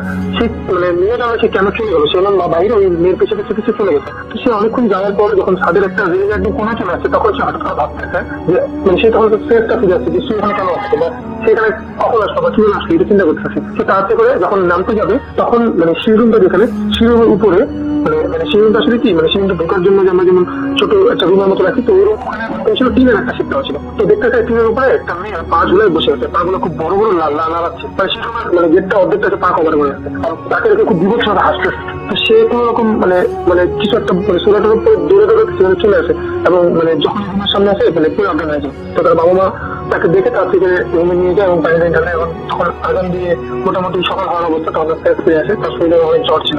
তখন সে তখন তাকে জিজ্ঞেস করতে বাবা জিজ্ঞেস করতেছে যে মানে বিষয়টা তুমি সাদে গেলে সাদে গেছিলে কেন, সিঁড়ি রুমের পাশে তোমার ইয়ে বলছিল, তুমি সব তুমি বলে তুমি সাদে গেছিলে, তুমি কেন গেছিলে, আর তুমি সাদে গেলেই বা তুমি সিঁড়ি রুমের পাশে শুয়েছিলে কেন, পড়েছিলে কেন। তখন সে বললো যে এরকম এরকম ব্যাপার, তার সাথে রাত্রে এরকম হচ্ছে, সে এরকম কিছু দেখছে। তো তারপরে তার বাবা বুঝতে পারছে এখানে থাকলে তার প্রবলেম হবে। তো তারপরে যেটা হয়েছে যে ওইখানে তারা ওনার ছেলেকে নিয়ে গেছে। তো এখানে বলে রাখা ভালো যে ওনার ছেলে শুধু বিবাহ মানে বিয়ে হয়নি, ছিল সাথে ছিল বিয়ে হয়েছে। তো ওই লোক ওই ছেলেকে তারা তাকে ঢাকায় পাঠিয়ে দেয় সুস্থ করে। তো তারপরে যেটা হয় তারপরে বিষয়টা এমনি নর্মাল ছিল কিছুদিন। কয়েকদিনের পরে মানে কয়েক বছরের মধ্যে তার একটা বাসায় একটা মেয়ে জন্ম হয় আর কি। তো যাকে নিয়ে ঘটনাটা আরো বড় অবস্থান ধারণ করে। তো মেয়ে জন্ম হওয়ার 5-6 বছর পর্যন্ত সব ঠিক 2007-8 পর্যন্ত ছিল। মায়ের দিকে যে ঘটনাটা ঘটে, মায়ের দিকে যেটা ঘটনা ঘটে যে ওই মেয়েটা যখন 5-6 বছর বয়স, তার মেয়েটা দেখতেছে যে হঠাৎ করে একদিন সন্ধ্যাবেলা আজান দিবে তার আগে একটা মুহূর্তে যে তার নীরব হয়ে যায় সবকিছু অন্ধকার, এরকম একটা টাইমে মেয়েটা ওই যে মেয়েটা যে বাসা যে মেয়েটা ছিল মানে যার জন্ম হয়েছে বা যে বাসার মেয়ে আর কি অ্যাকচুয়ালি, সে দেখতেছে যে তার মধ্যে একটা মেয়ে তার একটা খেলনা পুতুল নিয়ে ওই যেখানে একটা ওই বাসার মধ্যে একটা কুয়া ছিল, ওই কুয়ার একটা আশপাশের মধ্যে দাঁড়ায় আছে। তখন কিন্তু ওখানে কুয়া নেই, কিন্তু বাচ্চাটা মানে জানতো যে ওখানে কুয়া আছে। তো সে যখন দেখতেছে কুয়া নেই, চোখে দেখতেছে, সে দূরে বাচ্চা মেয়ের কাছে গেছে তার পুতুলটা নিয়ে আসছে। তো এত সাধারণ যখন সেই বাচ্চা মেয়েটার কাছে পৌঁছেছে তখন দেখতেছে যে বাচ্চা মেয়েটা হঠাৎ করে নাই, তার সামনে দিকে চলে গেছে এবং সে কুয়ার উপরে দাঁড়ায় আছে। এবং যখন মানে সে ভাবছে যে একটা সে কুয়ার উপর দাঁড়ায় আছে, সে ভাবার আগেই সে তাহলে কুয়ায় পড়ে গেছে। তো পানির শব্দ পায়, তার বড় বাচ্চা করে কুয়াতে নেমে বালতি দিয়ে তাকে উঠে ফেলছে উপরে। পরবর্তীতে সে অনেক পানি খাওয়ার পরে সে মানে অনেক পানি খেয়েছে অ্যাকচুয়ালি। তো পরবর্তীতে মানে শেষ হয়েছিল পানি বের করার পর সে যখন কথাটা বললো যে এরকম এরকম ব্যাপার, তার মধ্যে একটা মেয়ে সেখানে দেখছে এবং তার খেলার প্রতি ছিল বলে সে দৌড়াই গেছে টান। তারপরে এরকম ইয়ে হয়েছে, এরকম ভাবে সে মানে কুয়ায় পড়ে গেছে। তো তারপর যেটা হয় যে তার দাদা তার ওই দিন একটা স্বপ্ন দেখে যে তোর নাতিকে আমি নিয়ে যাবো, তোর নাতিকে নিয়ে যাবো, তুই আমার কিছুই করতে হবে কথাটা বলে। তো অনেক বড় হয়। তারপর ওই তার দাদা বিষয়টা মানে দেখে নিয়ে পরের দিন মানে মাহাত টাইপের কিছু মানে যারা এইসব বিষয়গুলো ভর্তি যে বিষয়গুলোকে যারা হ্যান্ডেল করতে হয় তাদেরকে নিয়ে আসে। তারা তখন বলে যে আসলে অনেক দেরি হয়ে গেছে, এটা অনেক শক্তিশালী হয়ে গেছে, এটার সাথে আমার পেরে ওঠার মতো শক্তি এখন নাই। তো সবচেয়ে বেশি হবে যে আমি একটা কাজ করতে পারি, আমি আপনাদেরকে একটা মানে তারিখ সবাইকে দিতে পারবো, আপনার তারিখটা মানে পড়ে এই বাসা থেকে মানে কয়েক ঘন্টা তারিখটা অ্যাকশন থাকবে, কয়েক ঘন্টা পরে বাসা থেকে চলে যাবে, এই বাসায় আসবে না। তো তারা সবকিছু বুঝে শুনে তারা সিদ্ধান্ত নিয়ে থাকবে না, তারা থাকায় চলে আসবে। তারপরে যেটা হলো যে তারা তখন বলছিল যে তারা ওই লোকটা মানে ওই খান সাহেব প্রশ্ন করছিল যে আমরা বলে ফিরে আসতে পারবো না। তখন বলছিল যে হ্যাঁ যদি আপনার মেয়ের মানে 15 বছর পার হয়ে যায় তারপর আমরা আসতে পারবেন। কিন্তু এটা কেন বলেছিল আসলে আমারও জানা, আমি ওটা জানতে পাইনি পরে। তো ওই দিন ওই দাবি দেওয়ার পর তারা ওই দিনের মধ্যে গোছাগুছি করে সবকিছু করে চলে যায়। তো যাওয়ার পরে যখন সে বাড়ি থেকে বেরো যায় সন্ধ্যার দিকে, তো তখন যেটা হচ্ছিল যে বাড়ির খুব দরজাগুলো খুব জোরে জোরে, কোনো বাতাস নেই, খুব জোরে জোরে মানে খারাপ করতে থেকে যায়, মানে দরজায় বাড়ি দিচ্ছে আর বাড়ি থেকে সাউন্ড আসে, তারা কেউ বাড়বে না, তোদেরকে কাউকে ছাড়বো না। কথা বলতে বলতে হঠাৎ করে এরকম একটা সাউন্ড আসছে, তারা তাড়াতাড়ি করে জায়গাটাকে মুভ করতো এবং তারা ওই দিন থাকার মুখ চলে আসে। তারপরে এই বাসাটা কিছু ছিল না, এই বাসাটা থাকতো না, এই বাসা পরিত্যক্ত অবস্থায় থাকতো। এই বাসায় প্রায় মানুষজন বিভিন্ন জিনিস সবজার করতো আশেপাশে দিয়ে গেলে। তো তারপর অনেকদিন পর এই বাসায় কিছু ভাড়াটি আছে, তাহলে এই বিষয়গুলো চেক করার পর থাকতে পারে না। তারপর অনেকদিন এরকম হওয়ার পর ওই লোক খান সাহেব তার এক বন্ধুর বাসায় তারা আসে ওই বাসা সম্বন্ধে বিক্রি করার জন্য, ওই বাসা সম্বন্ধে বড় বড় ঠিক করে তারপর ওই জিনিসটাকে এখন কন্ট্রোলে আনে, তারপর তারা থাকতে পারে। কিন্তু তারপরে ওই বাসার মধ্যে এখনো মানে আমরা যারা এলাকায় থাকি তারা বাসা সম্বন্ধে মানে আমাদের এলাকায় যারা এখন বাসাকে আশপাশ দিয়ে করে তারা এখন অনেক সাবজেক্ট করে। মানে এগুলো বলেছিল যে শুধুমাত্র যে দুটা জিনিস এই বাচ্চার মেয়ে করে কন্ট্রোল করেছে, কিন্তু এর আগে ওই বাচ্চার মধ্যে অনেক ছিল যারা এখন মানে সময়ের সাথে সাথে অনেক শক্তিশালী হয়েছে, তাদের সাথে পেরে ওঠা সম্ভব না। তো হুজুরি বলে দিচ্ছে খান সাহেবকে যে যেহেতু আপনাদের উপর আচল করছে আর তাদের মানে হুজুরের মানে বক্তব্য মধ্যে এটা ছিল যেন তারা এখানে ফিরে না আসবে, তারপরে ওই গানটা ঢাকায় থাকে এখন। আর উনি 2019 সালে শিশু থেকে মারা গেছেন। আর তারপরে ওনার ছেলেরা মাঝে মাঝে এখানে আসেন, কিন্তু থাকেন না ওখানে। অন্য ছেলে আরো বাড়ি আছে, ওই বাসা থেকে থাকে, মানে বাসায় থেকে তারা ওই মানে ওই যে ছেলে বাড়ির বিষয়টা যেখানে মানে যে কোনো ঘটনা ঘটছিল ওই বাসার মানে বাসাটা কন্ট্রোল করে। তো বাসাটা এখন মোটামুটি খালি, কেউ থাকে না বাসার মধ্যে। এভাবে চলতেছে। কিন্তু এখনো বাসা নিয়ে অনেক ঘটনা, অনেক ঘটনা প্রস্তুত আছে। তো আমি যদি আরো কিছু কাজ করতে পারি অবশ্যই জানাবো। আমার জন্য সবাই দোয়া করবেন, আর সবাই ভালো থাকবেন। আসসালামু আলাইকুম। এটি একটা ইমেইল এবং আশা করছি এই ইমেইলটা আপনাদের ভালো লাগবে। যেভাবে লিখেছেন আমি সেভাবে পড়ছি। আসসালামু আলাইকুম রাসেল ভাই। যিনি লিখেছেন তিনি এভাবে শুরু করেছেন, ওয়ালাইকুম সালাম। তিনি লিখছেন যে আশা করি ভালো আছেন, কারণ আপনি সবসময় ভালোর দলে। স্টুডিওতে আসতে পারবো না বলে ঘটনাটি পাঠিয়ে দিলাম। এটি আমার জীবনে ঘটা সবচেয়ে ভয়ঙ্কর ঘটনা এবং এই প্রথম আমি ভূত এফএমে আমার সাথে ঘটা একটি বাস্তব ঘটনা আপনাকে বলতে চাচ্ছি। আমার নাম সজীব, থাকি চাঁদপুরে। চাঁদপুর আল আমিন একাডেমিতে এবার ইন্টার ফার্স্ট ইয়ার অর্থাৎ ইন্টারমিডিয়েট ফার্স্ট ইয়ারের ছাত্র তিনি। চাঁদপুর সদর থেকে প্রায় 7 কিলোমিটার দক্ষিণে আমার গ্রাম, নাম হরিনা। যাতায়াত ব্যবস্থা ভালো থাকায় আমরা আর শহরে বাসা ভাড়া করি, ওইখান থেকে আমাদের যাতায়াত। সেদিন ছিল শনিবার, প্রতিদিনের মতো কলেজ থেকে ফিরলাম। ফিরতে ফিরতে প্রায় মাগরিব ছুঁই। বাসায় এসেই দেখলাম আমার ফুফাতো ভাই ফয়সাল এসেছে। আরে ফয়সাল, কি অবস্থা? এই তো ভালো। তো খবর কি? কলেজে যাস তো ঠিক মতো? যাই। অনেকদিন পর দেখা আমাদের। যেহেতু আমার বয়স, আমরা বয়সের দিক থেকে এক সমান, তাই আমাদের মধ্যে ভাবটাও ছিল অনেক বেশি। গল্প করার ফাঁকে ফয়সাল আমাকে বলল, আয় সজীব চল আজ রাতে মাছ ধরতে যাই। আমি যদিও একা রাত্রে মাছ ধরতে যেতে ভয় পেতাম, কিন্তু আজকে ফয়সাল থাকায় তেমন ভয় করল না, বরং বেশ উচ্ছ্বাসের সাথেই বললাম অবশ্যই যাব। তবে মা বাবা যেন টের না পায়, না হয় আর নামতেই দেবে না। বর্ষাকাল, চারিদিকে ঝিরিঝিরি করে বৃষ্টি, বিলের মধ্যে প্রায় 1 হাঁটু পরিমাণ পানি। 1 সপ্তাহ আগেই একটা বর্ষা কিনে নিয়ে এসেছিলাম হাট থেকে, একবারও ওইটা দিয়ে নামা হয়নি বাড়িতে। আজ যেহেতু ফয়সাল আছে, রাত্রে নামা যাবে। আমি ফয়সালকে বললাম রাতের খাবার খেয়ে চুপচাপ পেছনের দরজা দিয়ে নেমে যাবো আমরা। ফয়সাল সম্মতি দিল। গ্রামের সময় 9টা বাজে, মানে অনেক রাত। যথারীতি খাওয়া দাওয়া সেরে আমি আর ফয়সাল বারান্দায় বসে জিরোতে লাগলাম। বেশ খানিক পর আমি বিছানার নিচ থেকে মাছ ধরার লাইটটা আস্তে করে টেনে নিলাম, আর বাইরে রান্নাঘর থেকে বর্ষাটাও তুলে নিলাম। এরপর ফয়সালকে ডাক দিলাম, সেও প্রস্তুত। আর আমার ডাকে চুপি চুপি পেছনের দরজা দিয়ে মাছ ধরার ব্যাগ নিয়ে বেরিয়ে এলো। গুটি গুটি পায়ে দ্রুত আমরা হাঁটতে লাগলাম। পথে হাঁটতে হাঁটতে সিদ্ধান্ত নিতে লাগলাম কোন দিকে আগে যাব। উত্তরের দিঘিতে নাকি পূর্বের বিলে। পূর্বের বিলটা প্রচুর বড়, আর ওইখানে মাছ পাওয়ার সম্ভাবনাও বেশি মনে হলো আমার। আমি ফয়সালকে বললাম চল আগে পূব পাড়ের বিলে যাই, তারপর ওখান থেকে বড় দিঘি পার হয়ে আবার দক্ষিণে যাব। ফয়সাল আর কিছু বলল না, আমাকে অনুসরণ করতে লাগলো। বিলে যদিও হাঁটু সমান পানি, কিন্তু বৃষ্টির পানি হওয়াতে স্পষ্ট মাটি দেখা যাচ্ছিল। আমার হাতে বর্ষার লাইট। ফয়সাল ব্যাগ নিয়ে আমার পিছু পিছু বিলে নেমে পড়ে। বিলের আইল ধরে একটু একটু করে লাইট মেরে সামনে যাচ্ছি। চারিদিকে প্রচুর লাইট দেখা যাচ্ছে। অনেকেই মাছ ধরতে বর্ষা নিয়ে বেরিয়েছে। তাদের থেকে একটু দূরেই আমরা বিলের এক প্রান্ত ধরে হাঁটছি। 2-1টা করে ছোট কই মাছ ছাড়া আর কিছুই নজরে পড়ল না। এভাবে 4-5 মিনিট, এভাবে 5-7 মিনিট হাঁটার পর হঠাৎ চিকচিক করে কি যেন একটা দেখলাম। আমি দ্রুত বর্ষা চালালাম। ফয়সাল দৌড়ে মাছটা ব্যাগে তুলে নিল। শিং মাছ, বেশ বড়। আমি কিছুটা খুশি হলাম। এই প্রথম আমরা আমার নতুন বর্ষার শিকার। ফয়সালকে বললাম, দেখিস আজ অনেক মাছ পাবো। খেতে আইল ধরে হাঁটতে হাঁটতে কখন যে পূবের শেষ সীমান্তে চলে এসেছি খেয়াল করিনি। সীমান্তের বাড়ি 3টা তাল গাছ আছে, আর তার পাশে একটা কবরস্থান। 3 দিন আগেই একজনকে এই কবরস্থানে দাফন করা হয়েছে। কবরস্থানটা দেখে আমার কেমন যেন একটু ভয় ভয় লাগলো। চারদিকে শুনশান, এখানে লোকজন নেই বলেই চলে। অনেক দূরে কিছু লাইটের উপস্থিতি দেখলাম। এদিকে কেউই আসেনি। অনেক ঘোরা চড়াচড়ি করেও এদিকে মাছের কোনো নিশানা পেলাম না। ফয়সাল সাথে থাকায় একটু সাহস নিয়ে বললাম, চল দিঘির পাড়ে যাই। এখানে মাছ পাবো বলে মনে হচ্ছে না। বলে রাখা ভালো, দিঘিটা ছিল বিল থেকে 10 মিনিটের দূরত্বে। আর দিঘির পাড়ে সচরাচর মানুষ যায়ও না, কারণ কিছুদিন আগে পাশের গ্রামের একটা ছেলেকে নাকি ওইখান থেকে জিনে আসর করেছিল। এই ঘটনার পর রাতে তেমন কেউ ওদিকে পা বাড়ায় না। 7-5 ভাবতে ভাবতে পূর্বের সীমান্ত দিয়ে আমরা দিঘির পাড়ে হাঁটতে শুরু করি। একটু পরেই দিঘির পাড়ে চলে আসলাম। দিঘিটা বেশ বড় এবং চতুর্ভুজ আকৃতির। কালো কুচকুচে পানিতে চাঁদের আলো যা চিকচিক করছে। আমি আশেপাশে তাকালাম, না কেউ নেই, শুধু আমি আর ফয়সাল। চারদিকে শুনশান। আমি দিঘির সিঁড়ির দিকে পা বাড়ালাম।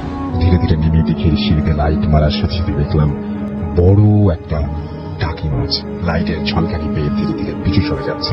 দেরি না করে চুপ করে বর্ষাটা ছুড়লাম। একটা ক্লিক করে আওয়াজ আসলো। বর্ষাটা বোধ হয় দিঘির সিঁড়ির নিচে গিয়ে বিঁধেছে। এখন কি হবে? ফয়সাল বলল, তুই ব্যাগটা ধর। আমি লাইট নিয়ে নিচে নেমে দেখি কি বিঁধল। ফয়সাল আমার হাতে ব্যাগটা দিয়ে লাইটটা নিয়ে নিচে নামলো। প্রায় হাঁটু সমান পানিতে নেমে গেল। প্রায় 5 মিনিট হয়ে গেল, কিন্তু ফয়সাল বর্ষাটা তুলতে পারছে না। কিরে, কিছু বুঝলি? কি বিঁধল? ফয়সাল চুপচাপ দাঁড়িয়ে আছে, কিছু বলছে না। কিরে ফয়সাল, বর্ষাটা খোল, নিয়ে আয়, দেখিস একটা শিক যাতে না ভাঙে। কিন্তু ফয়সাল আমার দিকে পেছন দিয়ে নিয়ে আছে, কোনো কথা বলছে না। আর লাইটটাও নিচের দিকে ধরে রেখেছে, ওর চেহারাটাও দেখা যাচ্ছে না। বিরক্ত হয়ে আমি একটু এগিয়ে যাই। যেই ফয়সালের জামা ধরে টান দিলাম, কিন্তু কি এ তো ফয়সাল না। আমার আত্মা যেন খাঁচা থেকে বেরিয়ে যাবার অবস্থা। এক দৃষ্টিতে আমি তাকিয়ে আছি বিড়াল রূপী একজন মানুষের দিকে। চোখগুলো যেন আগুনের মতো কোটর থেকে বেরিয়ে যাবার উপক্রম। যাবার আগে গো গো করছিল সে। তখন আর এত কিছু দেখার বা বোঝার কোনো সুযোগ ছিল না। আমি যেই ফয়সালের এই বিভৎস রূপ দেখলাম, আমি চিৎকার দিতে যাব, কিন্তু আমার মুখ দিয়ে কোনো শব্দ বের হচ্ছিল না। আর কেউ যে আমার চিৎকার শুনে এগিয়ে আসবে সেই উপায় ছিল না। চারিদিক একদম নীরব, নিশ্চুপ, যেন সবাই আমার মৃত্যুর তামাশা দেখার জন্য অপেক্ষা করছে। একটা শীতল হাত যেন আমার উপরে এসে আছড়ে পড়ল। আমি সেই মুহূর্তে সিঁড়িতে লুটিয়ে পড়লাম। তারপর কি ঘটেছিল আর কিছু মনে নেই। পরদিন সকালে সবকিছু শোনার পর আমার অবস্থা যেন আরো খারাপ হয়ে গেল। ফয়সাল আমার মাথার পাশে বসা, ও নাকি রাত্রে আমার সাথে বের হয়নি, এমনকি মাছের ব্যাগও নাকি ও খুঁজে পায়নি। যেই আমাকে এটা বলার জন্য বারান্দায় এসেছে, ততক্ষণ আমি আর সেখানে নেই। ফয়সালের কেমন একটু সন্দেহ হলো। ওই আমাকে খোঁজার জন্য সবাইকে সবকিছু বলে দেয়। প্রায় 1.5 ঘন্টা নাগাদ খোঁজার পর নাকি আমাকে এই দিঘির পাড়ে সিঁড়িতে অজ্ঞান অবস্থায় পাওয়া যায়। সেদিনের পর আমাকে আর মাছ ধরা আমার একদম বন্ধ হয়ে যায়। আজ যখন বর্ষাকাল আসে, সবাই মাছ ধরতে যায়, কিন্তু আমার যাওয়া হয় না। ওই দিন ভাগ্যক্রমে বেঁচে ফিরে এসেছি, কিন্তু আবার যদি পিশাচের মুখোমুখি হতে হয়, তাহলে হয়তো ওই দিনটা ওরই হবে। এই ছিল ঘটনা থেকে এসেছেন, তারপর আপনার কথা বলবেন। Thank you so much Rasel ভাইয়া। আমি রায়ন রশিদ, আমি এসেছি বাংলাগোটা থেকে। ভাইয়া আমি এখন যে স্টোরিটা বলবো, এটা হচ্ছে আমাদের দেশে না, এটা কলকাতার। আমার একটা মামার কাছ থেকে শোনা। ওনার নাম হলো পাপ্পু মামা। উনি রিসেন্টলি ম্যারি করেছেন নাগমা আন্টি। আর ওনারা দুজন একই জায়গায় কাজ করতেন। পাপ্পু মামা হিন্দু, বাট নাগমা আন্টি মুসলমান। সো ওনাদের দুজনের মধ্যে যখন বিয়ে হয়, এরপরে সবকিছু মোটামুটি ঠিকই ছিল। বাট একটা দিন হঠাৎ করে পাপ্পু মামা নাগমাটিকে বলে যে, আচ্ছা তুমি হচ্ছে রুমে থাকো, আমি একটু পরে রুমে আসছি। তো রাতের বেলা নাগমা আন্টি মানে যখন রুমে যাওয়ার পরে উনি বসেছিলেন বিছানার উপরে।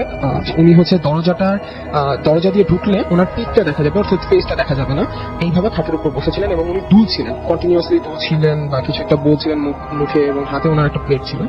আর এটা এরপরে হচ্ছে পাপ্পু মামা যখন রুমে ঢুকে ওনার ঘাড়ের উপরে হাত দেন এবং বলেন, মানে জাস্ট তাকে ডাকে। তখন নাগমান্টি হঠাৎ করে রেগে গিয়ে বলে, কি হয়েছে?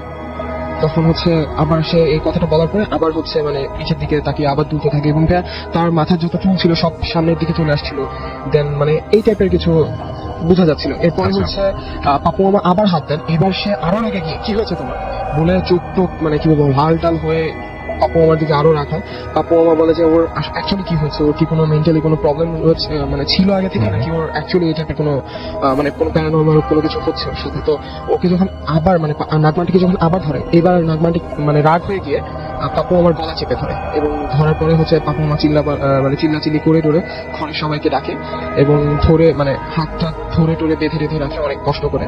তবে মানে অ্যাকচুয়ালি মজার ব্যাপার ছিল এখানে, পাপ্পু মামা আমাকে বলে যে, রায়ান তুমি হয়তো একা অনেকের সাথে অনেক মানে তাকে ধরে রাখতে পারবা, বাট মানে সে একজন মেয়ে মানুষ, বাট তাকে ধরে রাখার জন্য মানে 6 জন এনাফ হচ্ছিল না। 6 জন তাকে ধরে রাখতে পারছিল না।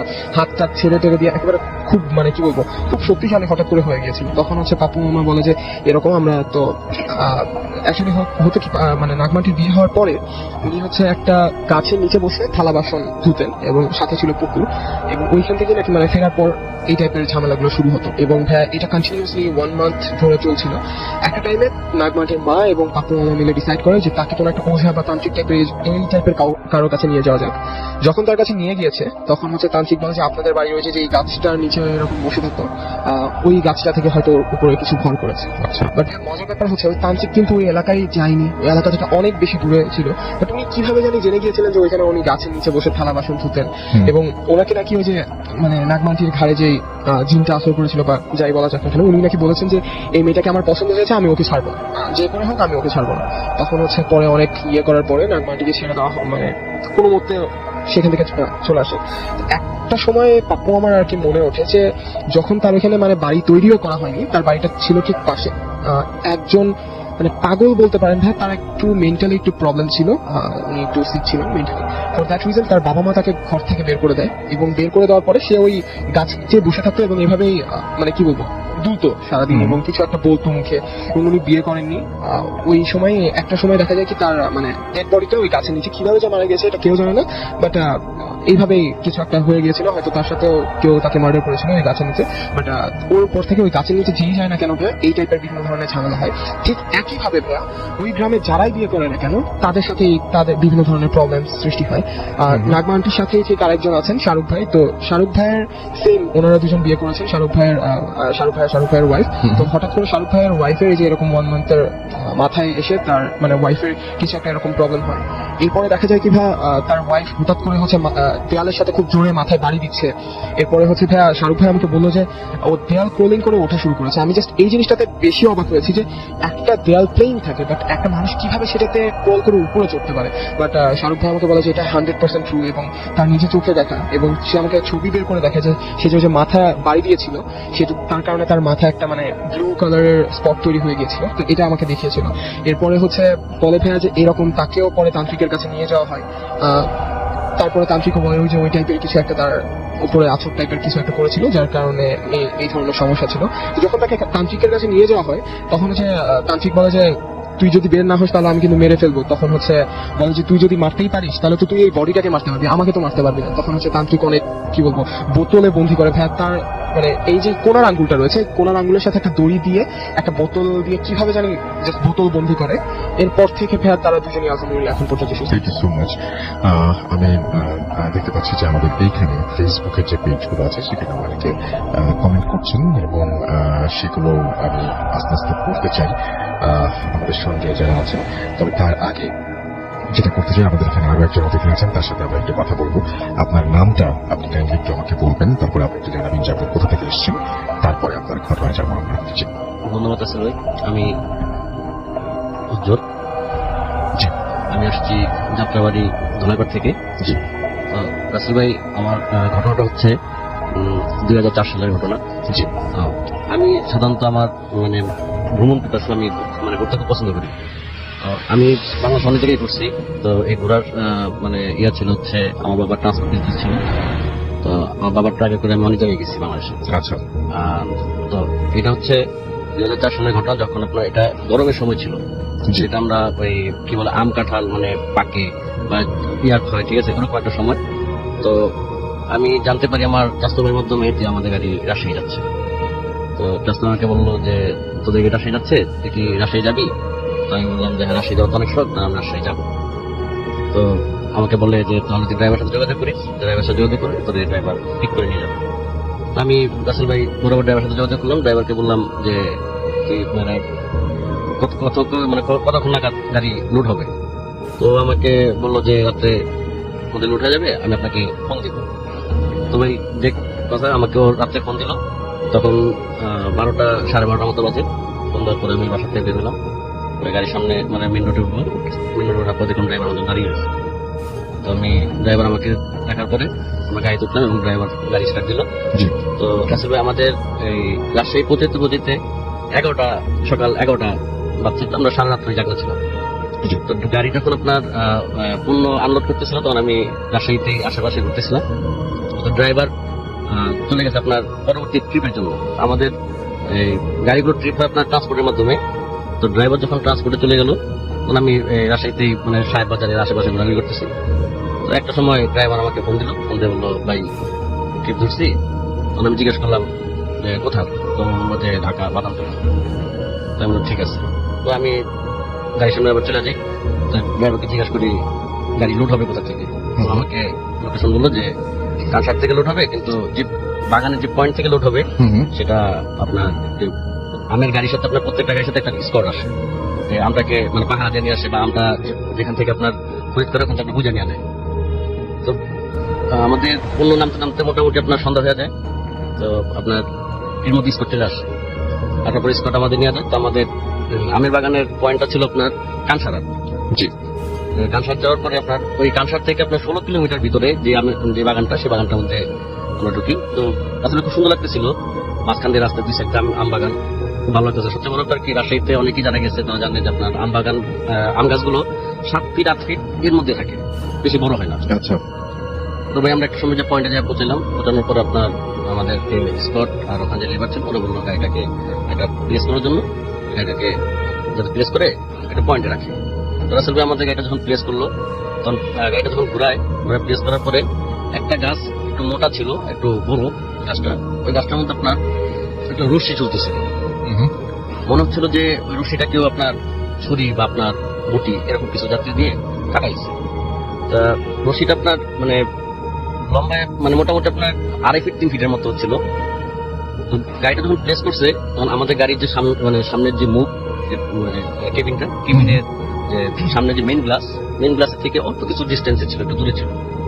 আমরা এই দইটাকে কোনো কিছু মনে করি যে একটা গাছ আমরা থাকতেই পারে।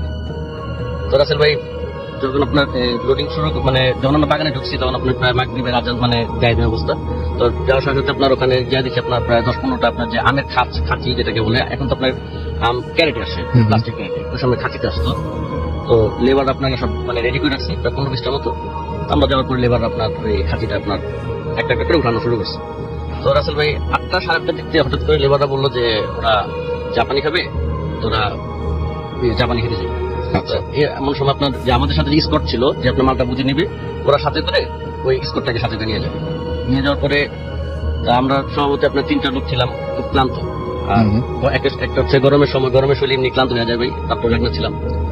আমি প্রথমে যাই গাড়ির ভিতরে, আপনার গাড়ির ভিতরে যে আপনার পিছনে আমাদের কেবিনের পিছন, গাড়ির যে কেবিনের পিছনে আপনার ঘুমানোর জায়গা আছে, তাই ওখানে যে প্রথমে একটু শরীর খেলাম মানে ঘুমাই। আচ্ছা।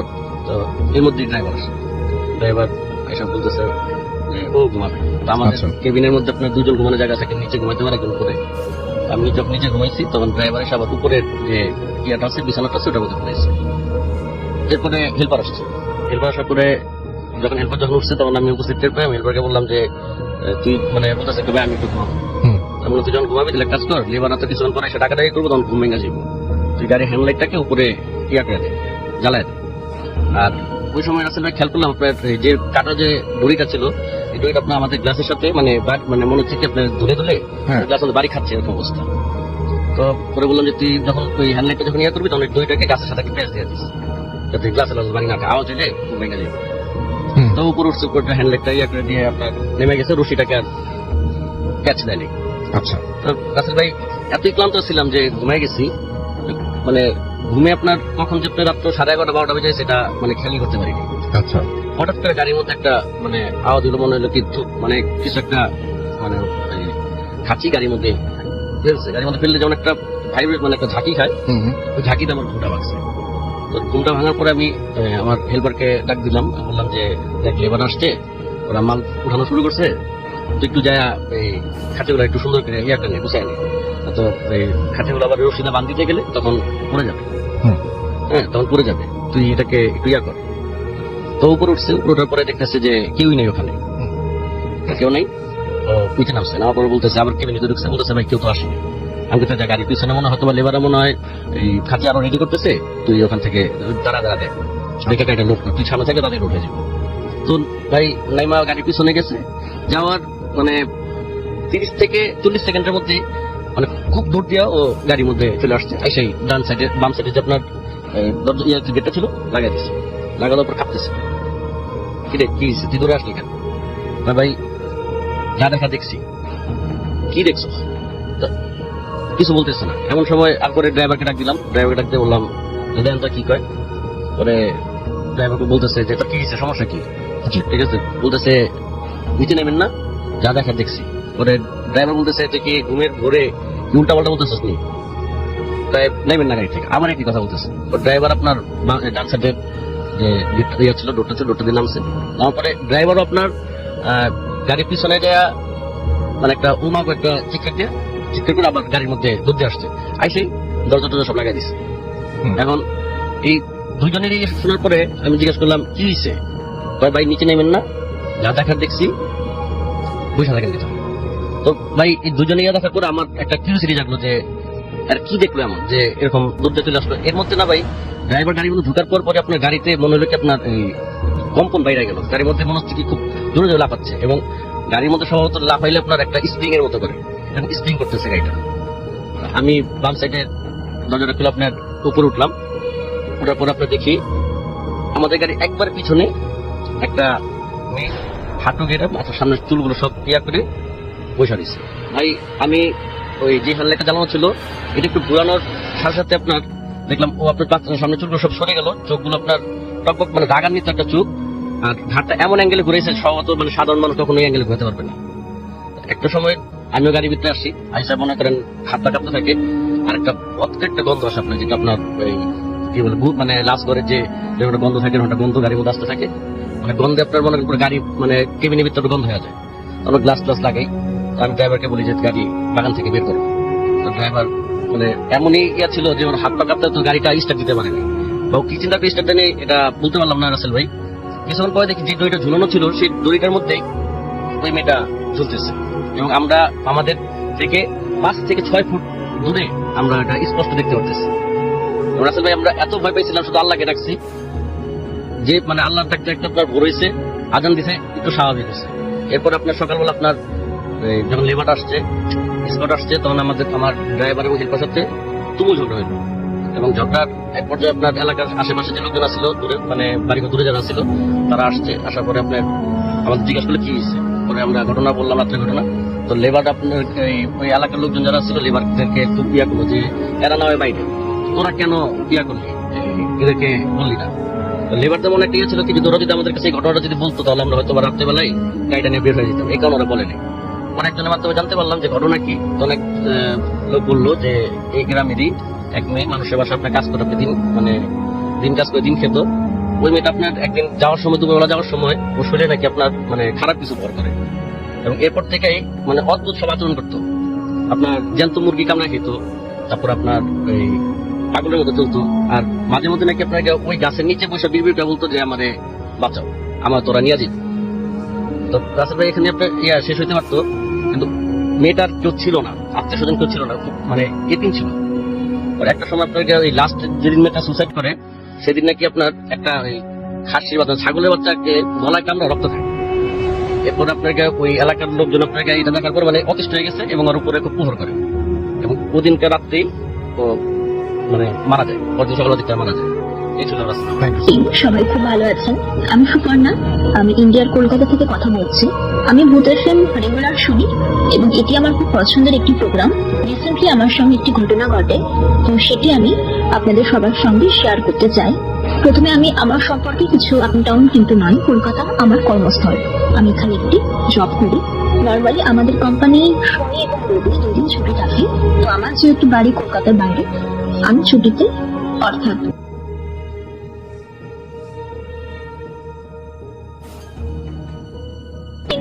আমি ফিল করতে পারি যে আমার খাটটা কাঁপছে। শুধু কাঁপছে নয়, মনে হচ্ছে আমার খাটটা যেন কেউ ঝাঁকাচ্ছে।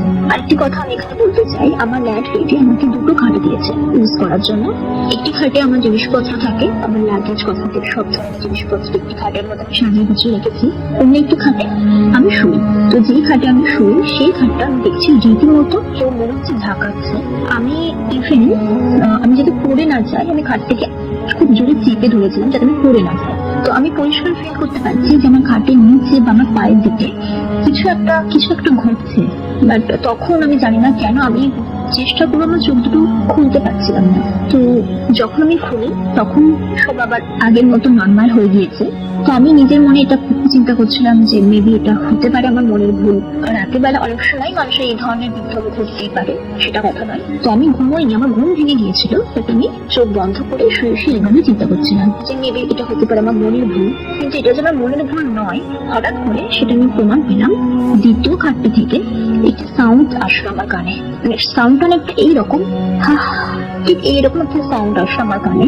ইভেন সাউন্ডটা যখন আসলো মনে হলো আমার মুখের উপর যে যেন একটা গরম নিঃশ্বাস দিয়ে দিল। মানে গরমকালে বাইরে বেরোলে যেরকম একটা লুয়ের ঝাপটা আসে মুখে, একটা গরম বাতাসের ঝাপটা আসে, সেরকম একটা ঝাপটা গরম বাতাসে আমার মুখে আসলো। তখনই আমি পুরোপুরি কনফার্ম হলাম যে না, এই রুমে এখন আমি একা নই, এই রুমে আমার সঙ্গে অন্য কি একজন আছে। বিশ্বাস করবে না টাসেল ভাই, আমি কিন্তু এর আগে পর্যন্ত ভয় পাইনি। কেননা আমরা প্রত্যেকেই জানি যে ভয় পেলে এই ধরনের জিনিসগুলি আমাদের আরো পেয়ে বসে, আরো ঘাড়ে চেপে উঠতে চাই।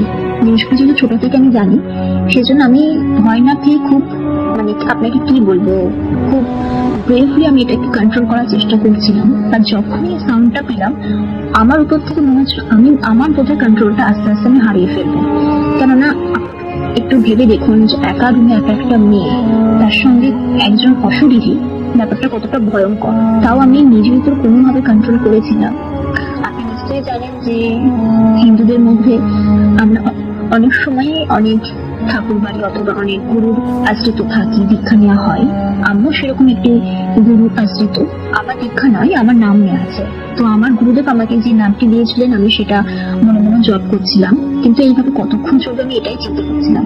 ইভেন আমি আমার চরিত্র খুলবো কি খুলবো না আমি খুব কনফিউজ হয়ে গিয়েছিলাম, বুঝে উঠতে পারছিলাম না যে আমার এখন কি করা উচিত। এমন না যে আমি ভীষণ ভয় পেয়েছি, তা কিন্তু নয়, বলতে পারেন আমি একটু হতভম্ব হয়ে গিয়েছি যে কি ঘটছে আমার সঙ্গে। কোনোদিন তো এরকম হয়নি। হঠাৎ করে আমি শব্দ পেলাম যে আমার পাশের রুমে কে একজন দরজা খুললো ওয়াশরুমে যাওয়ার জন্য। কারণ নর্মালি আমাদের ওয়াশরুমটা বাইরে, এবং রাত দুপুরে নর্মালি সবাই বাইরে ওয়াশরুমের জন্যই যাবে ইউজ করতে। তো যখনই আমি পাশের রুমে ছিটকিনি করার কাজটি পেলাম, তখনই আমি ওই খাটে আমার ফোনটা ছিল, ফোনটা নিয়ে তাড়াতাড়ি আমার ফোনে হনুমান চালিসা ছিল, হনুমান চালিসা অডিও রেকর্ডিংটা চালিয়ে দিলাম। ওই ধরুন রাত 3টে থেকে 4:30 অবধি আমার ঘরে কন্টিনিউয়াসলি হনুমান চালিসাই চলেছে। কারণ আমি এটা জানতাম যে ভোরের আলো ফুটলে আমি পুরোপুরি সেফ। তো ভোরে আলো ফোটার পরে আমি একটু ঘুমাই, তারপরে প্রথমে ঘুমতে ঘুমতে ফোন করি আমার কালিগকে, তাকে গঙ্গাজল আনতে বলি অফিসে। তারপরে আমি আমার মা বাবাকে ফোন করি, তাদেরকে আমি পুরো ঘটনাটা এক্সাক্ট বলি যে আমার সঙ্গে কি কি হয়েছে কাল রাত্রে। স্বাভাবিকভাবে তারা খুব ভয় পেয়ে যায়। ইভেন মা কোন একটি হুজুরের কাছে গিয়েছিলেন, তো তিনি আমাকে একটি তাবিজ দিয়েছেন পড়ে থাকার জন্য। তবে টাসিম ভাই, আমি পার্সোনালি এটা এক্সপিরিয়েন্স করে বলতে চাইছি যে আমরা যারা বাইরে থাকি পরিবার পরিজন ছেড়ে, আমাদেরকে প্রত্যেকটা সিচুয়েশনের জন্য তৈরি থাকতে হয়। কেননা আমরা নিজেরা তো জানি না যে আমাদের সঙ্গে কাল কি হবে বা 1 মিনিট পরে আমাদের সঙ্গে কি হবে। তো আমি এটা নিজে থেকে বিশ্বাস করি যে আমি যদি ভগবানের উপর সম্পূর্ণ বিশ্বাস রাখি তাহলে তিনি আমাকে রক্ষা করবেন। আমার কোনো কবচ, কোনো মাদুরের কিছু দরকার নেই। আমি যদি সেই পরমাত্মার উপর বিশ্বাস রাখি, যেখান থেকে আত্মা বলুন, প্রেতাত্মা বলুন, তারা শক্তি পায়, সেই পরমাত্মার উপর যদি আমি বিশ্বাস রাখি, আমি বিশ্বাস করি কোনো শক্তি আমাদের কিছু করে উঠতে পারবে না। কিন্তু বিশ্বাসটা রাখা জরুরি। যেটা আমি সেদিনকে রাতে রেখেছিলাম, আমি ভেবেছিলাম যে যদি কিছু হয় আমার সঙ্গে, আমি সামনাসামনি মানে ফেস টু ফেস আমি ফাইট করবো। আমি দেখতে চাই যে যদি তার কাছে শক্তি থাকে তো আমার কাছে আমার বিশ্বাস আছে। তো এই ছিল আমার ঘটনা। ভালো লাগলে সবাইকে শোনাবেন। এর পরবর্তীকালে যদি আমার সঙ্গে আবারও কিছু ঘটে নিশ্চয়ই আমি আপনাদের সঙ্গে শেয়ার করবো। ভালো থাকবেন সবাই, ধন্যবাদ।